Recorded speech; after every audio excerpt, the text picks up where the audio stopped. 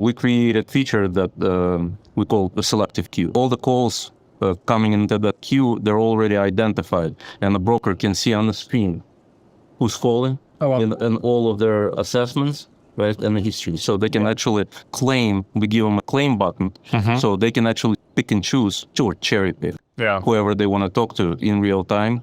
Yeah, they'll see maybe like their relationship carriers calling in, and obviously they want to talk to them first. Right. So all the reps will see like the 20 calls. It's on the WireBee panel on the computer, by the way. On the, on the dashboard. Yeah. We have a web app and we have a desktop app. I mean, that even makes sense for trucking companies when you have like when you're posting a hot truck, you don't want to, have like 30 brokers calling you. I'd rather pick a broker that I've worked with before. You see Lewis from Arrive calling you, you know you're going to pick him up right away. Yeah. But if you didn't have WireBee, you'd probably have like to get to Lewis's call, I'd have to talk to 5 other ones. Some carriers, dispatchers are just sitting glued to the screen and they racing to the phone. As soon as the load shows up, they immediately start dialing. And some carriers, what they do, they have multiple dispatchers calling at the same time. Oh, I do that.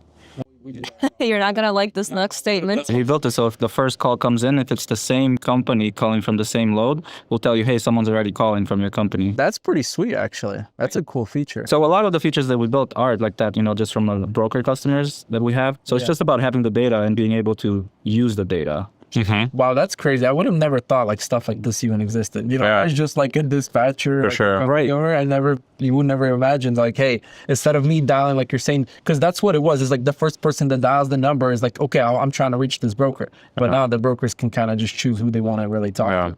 And the other side effect of that too is like, because you can see exactly who's already in your network and who's passing your assessment. Right. So, even if you don't know them, maybe you don't have a preferred carrier that's calling you, right? But you're going to see who you can do business with immediately. But then the other side effect is that you'll see who's just like in review, maybe they haven't completed their packet. So once your call volume starts diminishing and you have time to do other things, you can proactively call them out and be like, hey, I know you called me on this load. I see we're just in review. Let's make sure we get your assessment to pass. So next time you call me, I'm going to actually answer you first. Yeah, no brokers doing that right now. They don't care, unfortunately. Well, they don't have the data, right? Because when you're on the call, you're just answering and just trying to get to the next person that's going to book your load. So you don't have that history.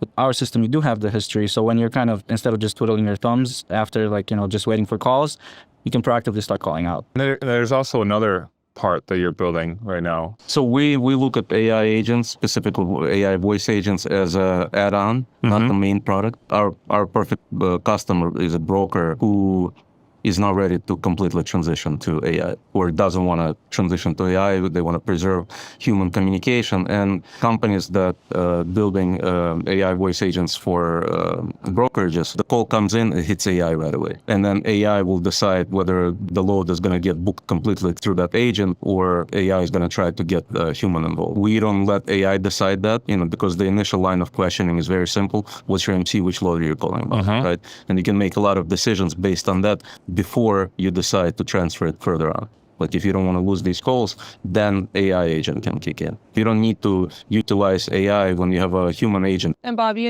from the carrier side that vendor relationship management is just as crucial as the customer relationship management. Right. So like being on the trucking side, your best loads come from the brokers, the shippers with whom you have real relationships, real conversations. And so those calls need to happen. So we're just trying to enhance those people's jobs and allow them to streamline those calls to have a more effective communication and talk to as many good guys out there as possible. There are ways to improve communication between carriers and carrier sales reps without AI, and then just use AI when absolutely necessary. Yeah, so that's kind of what we're doing. We're just trying to take out the routine, like low-level job, right, of just answering the call, right? What do you do when you answer the call? What's your MC? What load are you calling about? So we take that out completely, and then we also take out the piece where you're like, okay, tell me your MC again so I can put it in this system. Okay, tell me your MC again so I can put it in this other system, right? Yeah. So by the time you answer the call, you have all that information on your screen already, so you're ready to do business. So we've heard a couple of calls where, the carrier is calling, and they're like, okay, let me give you my MC again. And the rep is like, I already know who you are. Let's just discuss business immediately. And they're like, wow. What we hear from some customers is their carrier sales rep burnout rate is way down. People are just happier to do what they're doing. When you have to sit all day, take 200 calls a day, and basically hang up on 150 of them, saying we can do business with you, that's not good for your, psychological, mental state. Yeah, it isn't. You now will have more capacity to spend time on vetting the carriers better. It being one of the biggest reasons, from what I understand, from what I hear, one of the biggest reasons why the scammers are still able to get these loads is because carrier sales reps just didn't have enough time to vet them properly. Then make a few extra calls. We see a lot of brokers that have actually given up on placing a lot of loads with phone numbers because of that, right? So they're getting too many calls at the same time, and because they're not able to deal with all of them, they'll just switch them to email, right? Because email is more asynchronous. You can kind of take your time. You can, no one's rushing you on the phone. Yeah. You can take your time. But then that also takes longer, right? Because you send an email and then you wait for a reply. By the time you get the reply, especially if you're not using any AI or anything like that, it's just like one load is going to take you much longer. With our product, we've seen brokers, especially that have had that issue, move more of their loads back to phone calls because they already have all the validation at the time they pick up the call.